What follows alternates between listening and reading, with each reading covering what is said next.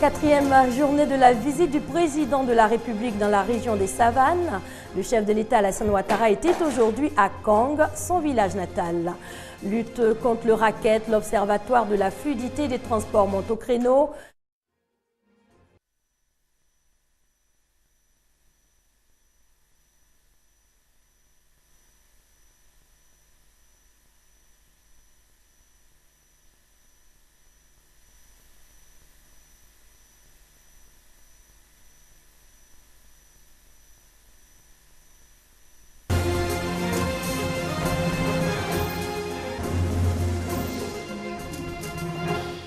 Quatrième journée de la visite du président de la République dans la région des Savanes. Le chef de l'État Alassane Ouattara était aujourd'hui à Kong, son village natal. Lutte contre le racket, l'Observatoire de la fluidité des transports monte au créneau. Les automobilistes devront désormais rester à l'intérieur de leur véhicule lors des contrôles. Et puis 48 heures après l'éviction de l'ex-président égyptien, les pro-Morsi investissent les rues du Caire. Mesdames et messieurs, il est 19h30, bonsoir et bienvenue dans cette édition. On peut le dire, retour aux sources pour le président de la République Alassane Ouattara. Le chef de l'État était aujourd'hui à Kong, son village natal. Au quatrième jour de sa visite dans la région des Savanes, le chef de l'État a réaffirmé qu'il était le président de tous les Ivoiriens. Grâce Kandou. Le retour du fils prodigue. Alors, à Kong, la population n'a pas lésiné sur les moyens pour accueillir ce fils qui est maintenant président de la République de Côte d'Ivoire. Tout un programme mis en place pour réserver un accueil des plus chaleureux au couple présidentiel. Jamais la ville de Kong n'avait connu pareille liesse populaire. Tout un symbole avec la sortie des tambours qui autrefois annonçaient l'arrivée de l'empereur Sékou Ouattara. Ce vendredi, les tambourinements étaient pour le fils devenu président de la République.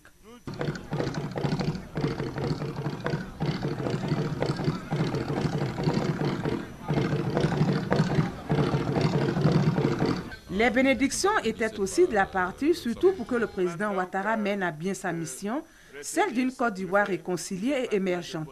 Et comme partout où il est passé dans le district des Savanes, les doléances aussi étaient au rendez-vous.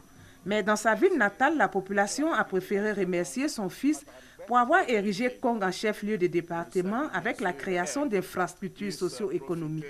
Après les remerciements, le président de la République a fait don de matériel roulant au corps préfectoral de la région du Tchologo et enfin exprimé son vœu cher, la paix et l'unité entre les fils de Côte d'Ivoire. Kong a souffert, je sais, et dire que, bien évidemment, c'est le lieu de demander à chacun de vous, malgré les souffrances qui ont été les vôtres, de pardonner. Chère population de Kong et des environs, je viens vous dire que notre pays a besoin de paix. Le pardon contribue à la paix, la justice contribue à la paix. C'est important que nous soyons réconciliés et que nous puissions nous donner la main à chacun, la main dans la main, pour que le pays puisse aller de l'avant. Visite familiale à Kong, une visite de bon augure puisque coïncide avec le jour saint des musulmans. Ce vendredi, le président Ouattara s'est donc rendu à la mosquée de Kong pour implorer la miséricorde d'Allah. Prochaine étape de la visite d'État, Sinématiali et Bundiali. L'automobiliste devra désormais rester assis à l'intérieur de son véhicule lors des contrôles effectués par les forces de l'ordre. Avec cette décision de l'Observatoire de la fluidité routière, une étape vient d'être franchie dans la lutte contre le racket. Hamza Diaby. Les barrages routiers, lieu de prédilection du racket. En une année, les forces de l'ordre de Côte d'Ivoire extorquent entre 95 et 150 milliards de francs CFA. Une véritable manne financière contenue dans le rapport de la Banque mondiale. Pour pallier ce désordre, tenue d'une réunion tripartite, les acteurs du transport en Côte d'Ivoire, l'unité de lutte contre le racket et l'Observatoire de la fluidité des transports se concertent pour une fluidité routière sans tracasserie. Lors du contrôle routier, l'agent se déporte vers le véhicule, salue poliment, se présente et demande les pièces afférentes à la mise en conduite du véhicule. Vérifie l'état du véhicule, vérifie les pièces afférentes, n'a rien à reprocher, salue le conducteur, on le remet dans la circulation et il continue son chemin. Après ces phases, je dirais, de civilité, de civilisation, nous passons à une phase de répression. L'impunité n'existe plus en matière de racket, en matière de tracasserie.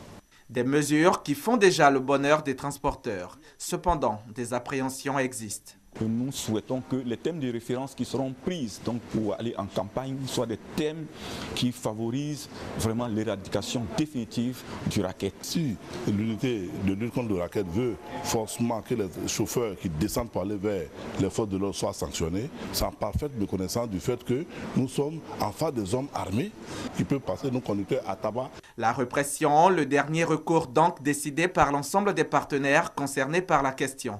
Selon eux, seul le changement de comportement par le respect de la réglementation est la solution pour un transport routier assaini. Un temps plus léger dans cette édition, je vous invite à un festival de tambour organisé par l'ONG Académie Zoukou d'Afrique. La grande messe de cet instrument à percussion s'est déroulée à Abadien-Doumé dans la commune de Sangon. Reportage Franck Kouadio. À Abadien-Doumé, village lagunaire, c'est jour de célébration du tambour. La Tengbre, le grand tambour, ronronne et les danseuses de la Lénia célèbrent la puberté. Le tapognant, quant à lui, suggère la danse guerrière. Tous battent la mesure sur cette place aménagée pour la circonstance. Lui-même il s'appelle Brokobo. Brokobo, quand on tape, il faut l'appeler, il répond. Un discours ésotérique. Un discours que seuls comprennent les initiés, de plus en plus rares, selon Nguessan Ngro, le dépositaire du tambour dans la localité. Dans un village, il y a d'autres qui ont 4, il y a 5, il y a 6. Mais chez nous, si vous savez taper, c'est la génération qui crée leur tam-tam. Il n'y en a plus, il n'y en a plus. C'est le C qui reste. Il n'y a personne qui peut apprendre. Ceux qui savent jouer, ils sont tous morts.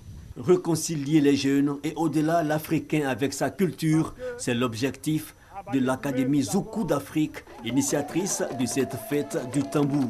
Ça fait 3 ans que l'événement se déroule et la Côte d'Ivoire entre pour la première fois dans cette fête internationale du tambour. C'est tout un intérêt pour nous parce que ne disons pas que le tambour à l'essence vient de l'Afrique. Et donc, sur ce, une fête du tambour ne peut pas se dérouler sans que nous, Africains, prenions part. Mais pour ancrer les idées, il faut laisser des traces. Un complexe artistique sera alors bâti sur ce site de 2400 mètres carrés, non loin du village de Abadien-Doumé par l'Académie Zoukou d'Afrique. L'on en vient à la situation en Égypte, le pays au bord de l'embrasement. 48 heures après l'éviction de Mohamed Morsi, les frères musulmans ont investi les rues ce vendredi.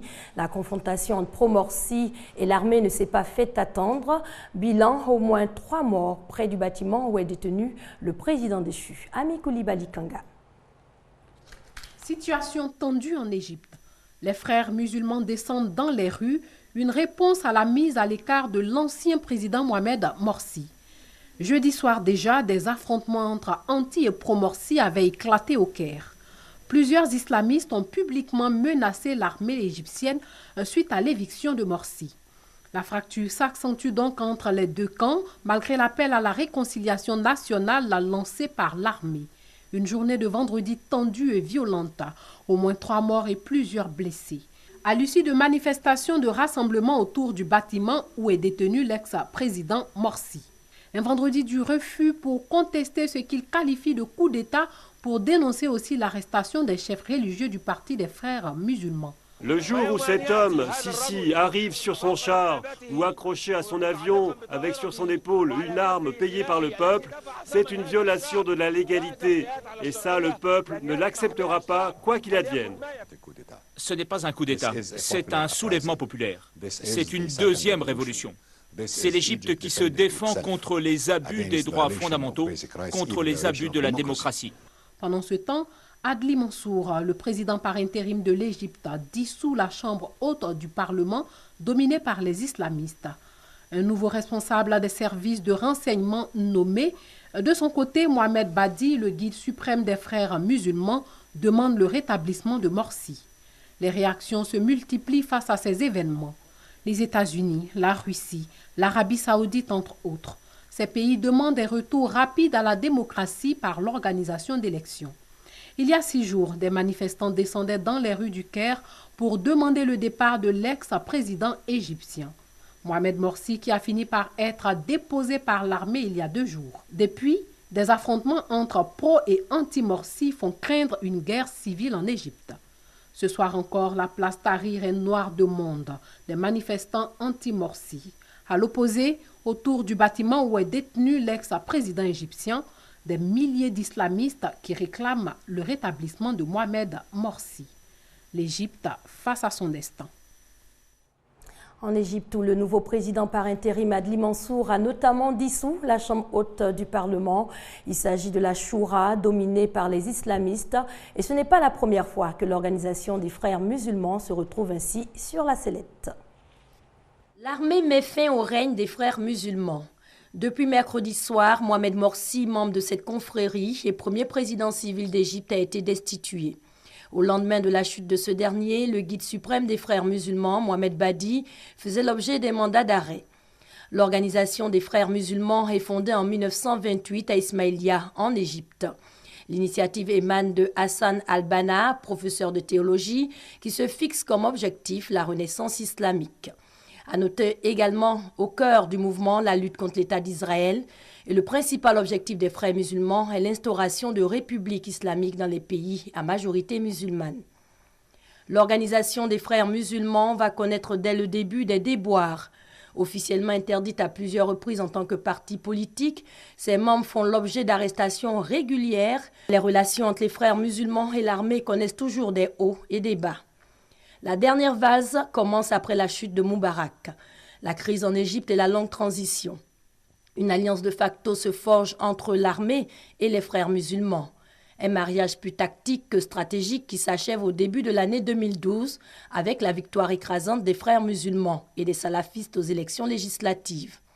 La dissolution du Parlement par le pouvoir judiciaire quelques jours avant le second tour de l'élection présidentielle de juin 2012, puis la nouvelle déclaration constitutionnelle adoptée par l'armée entre les 2 tours de la présidentielle aggravent les rapports entre les anciens alliés. La présidentielle se déroule sous haute tension après de longues hésitations. Le Conseil suprême des forces armées plie et le 24 juin, Mohamed Morsi est proclamé vainqueur. La dictature militaire en Égypte prenait fin. Pour la première fois dans l'histoire de ce pays, un civil devient président. En plein mois d'août 2012, le nouveau président n'a aucun mal à se débarrasser du Conseil suprême des forces armées. Dans la foulée, il approuve le 22 novembre 2012 une déclaration constitutionnelle. Après un référendum, Mohamed Morsi se retrouve avec tous les pouvoirs. Confrontés pour la première fois à l'exercice du pouvoir, les frères musulmans font face à une vague de contestation qui conduit à des affrontements violents, de nombreuses défections et non des moindres. Un processus qui aboutira à la manifestation de dimanche 30 juin 2013, lancée par le mouvement Tamarod, puis à la chute du nouveau pharaon. Les frères musulmans n'ont pas su prouver qu'ils savaient gouverner et le peuple leur a retiré sa confiance dans les rues.